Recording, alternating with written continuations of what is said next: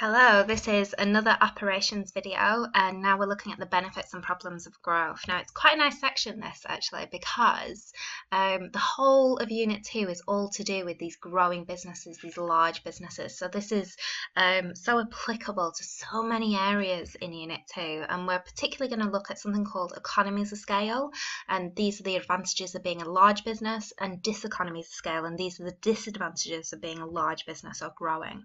So this is a bit of a recap from earlier on in the course when we were looking at growth and methods of growth. So why do people want to grow a business? Well, you can increase revenue, and we're hoping, that increased revenue leads to higher profits, increase market share, so become the more dominant firm in the market, maybe have better negotiating power with suppliers, maybe customers are more willing to pay a higher price if you've got the biggest market share, better brand recognition, again, customers willing to pay a higher price where there's better brand.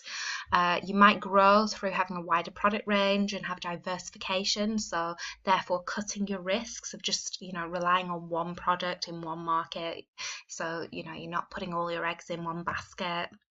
And on the Unit 1 presentation, I said increase economies of scale, but I didn't do very much explanation. So this video is all about that last point. And economies of scale are where an increase in output leads to a lower average cost, or sometimes in business studies, they don't use the word average cost, they use the word unit cost. But I think average cost is a better term because it tells you a little bit more about what that cost is, about how to calculate it. So I always get my students, when I'm talking about economies of scale, to think about the kind of primary school maths questions that you used to get. And you'd have a scenario where it's, say, if it costs Bill £5 to make 10 cakes, how much does it cost to make 20 cakes? Okay, and your answer would probably be, I hope it would be, at least £10. However, according to the theory of economies of scale, and it's not just a theory, we see this in real life, actually it might cost a little less than double. It might actually cost £8. So that if you make 10 cakes, and if we do 5, the cost of making 10 cakes divided by the 10, it would actually be 50p per unit, or the average cost. And if we divide the cost of making 20 cakes, which is £8, by the 20 cakes, we're going to get an average cost of 40p. So what we're seeing there is, as we produce more as a firm, we actually get lower average costs or unit costs. So this video is all about why does that occur. Okay, so economies of scale are just where average cost or unit cost falls as a firm increases in size, and we can actually put this on a diagram to help you see it. You don't need to draw this diagram in your exam, by the way, but this can just help you visualize what's happening here. So if we have costs up the y-axis, is it y-axis? I think it's y-axis. Yeah, I don't know, x-axis. Oh. Okay, I've just had to go away and Google that because it was annoying me. Okay, so the vertical axis is the y-axis and the horizontal one is the x-axis. I should know that. I have done A-level maths and I've done a degree in economics and business, so I should really know these things, but this is what happens when you don't go over things. They say that you need to go over things 5 times to be able to commit it to long-term memory. So remember that when you're revising for these exams. Anyway, if you put the costs up the y-axis and the quantity along the x-axis, as you increase the amount you produce, you can see this average cost is falling then. This is what we call economies of scale. So of course, we know that larger firms have larger costs than smaller firms. So if we were looking at kind of the total cost line, I'll just get my pen out, we'd see something like this. So if you produce nothing, you probably have very little costs, although there'll be some costs in things which don't depend on your output, but increase costs like that. So that would be what we call like a total cost line. But average cost is actually lower, we can see, as you produce more up to a certain point, and we'll talk about that certain point later on. So remember that average cost is just your total cost divided by your output. So here are some reasons why this actually happens. So we have bulk buying or purchasing economies of scale. So large firms are going to buy more materials, obviously, because they're going to make more, but they often get what we call bulk buying discounts. So it means that the unit cost or the average cost is lower. So an example here's a silly example from a supermarket.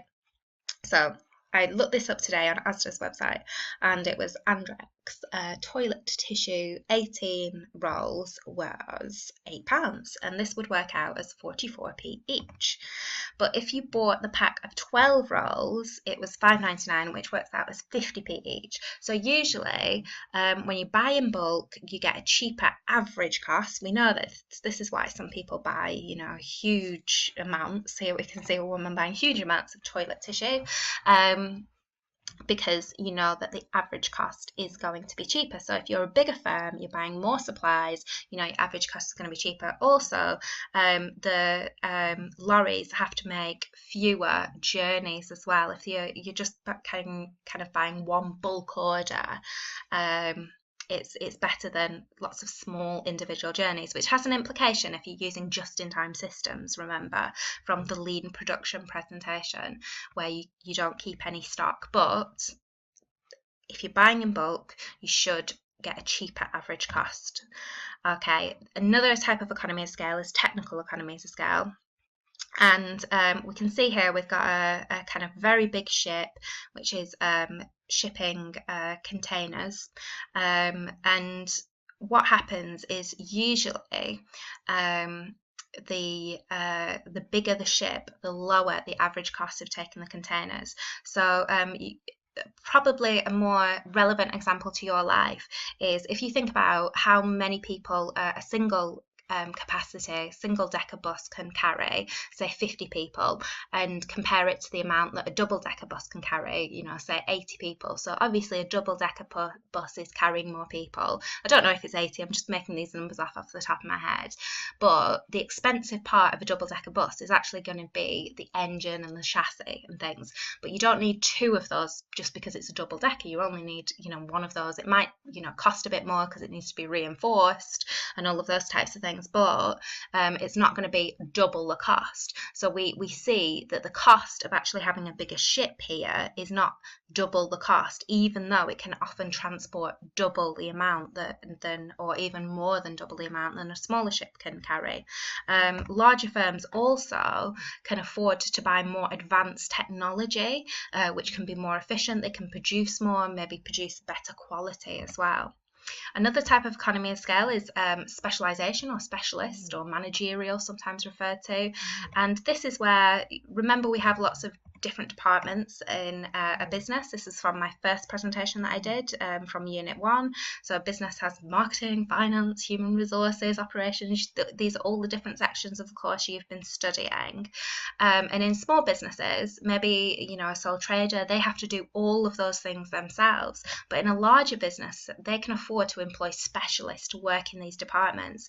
And these specialists, because they've got repetition and they're just focusing on carrying out, marketing related activities or finance related activities, they can be more efficient and produce better quality than someone that has to do lots of different jobs and carry out that role, because we're human beings and we're often good at one thing but maybe less good at other things. So you might have someone that's very good about the finance but not so great about the marketing, and so that can be a problem for small businesses, whereas large businesses can afford to employ specialists.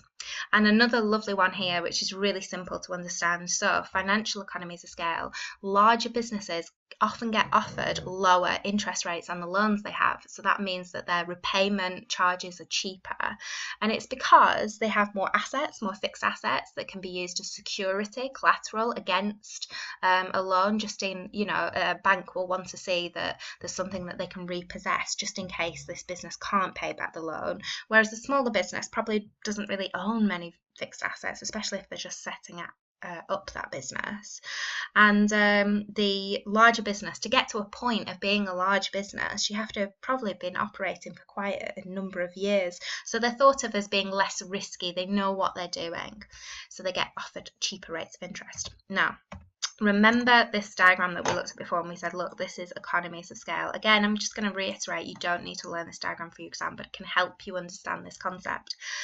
As we can see, after a certain point, the firm becomes so big that average costs start to increase, and this is what we call diseconomies of scale, and this is where average costs start to increase as the firm increases in size. So some of the reasons for this are communication problems. This is a lovely little cartoon here if you want to pause the video and read this, but this is about how departments might interpret different instructions differently, and how, you know, a customer might explain that they really want this when actually what they meant was this, and then different departments have different ideas about different things, and it's true, it is much harder to communicate in a large business. There's much greater chance of miscommunication occurring. There are more people, there's more layers of hierarchy, there's more chance for these messages to get distorted, and also the business is going to need to spend more money on ICT to stay in contact with all of its employees.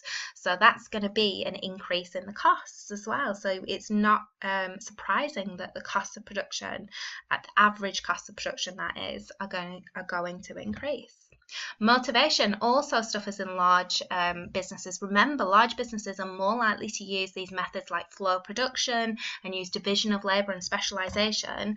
And in large businesses, each employee might feel less vital to the business, and this can, you know, cause a lot of demotivation. They feel like, oh, if I wasn't here, it wouldn't make any difference. I've put this screenshot on. This is from the movie Ants, which I think is fantastic. If you can just watch the first 5 to 10 minutes, it's brilliant, because we've got this character here saying, you know, oh, I just feel really unimportant, and he's on a psychiatrist's couch, and the psychiatrist says, fantastic, we're making a breakthrough here. You are unimportant. And it's really, you know, like one little ant to a colony, I suppose, is just a very tiny, tiny part. And that's how people, when they're working for large business organizations, can feel.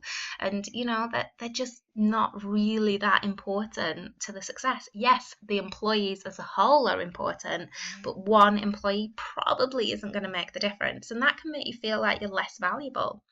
Coordination can also suffer in large businesses.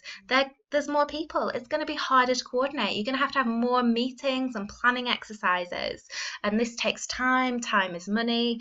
You also might need to decentralize your business a lot more. So if we're thinking about a multinational firm, they might think, well, there's far too many decisions having to be made. We might need to delegate this authority, decentralize, but that can be quite risky, because a lot of the decisions that are made by different departments, different divisions, different areas, geographical locations, they might not fit the overall objectives of the business. So it's a little bit more risky. So those are the advantages and the disadvantages of growth. I think for students it's quite hard sometimes initially for them to get their head around this concept, but if you can really demonstrate how intelligent you are to that examiner, and remember that you can put all of this information in when you're looking at organic or inorganic growth as well.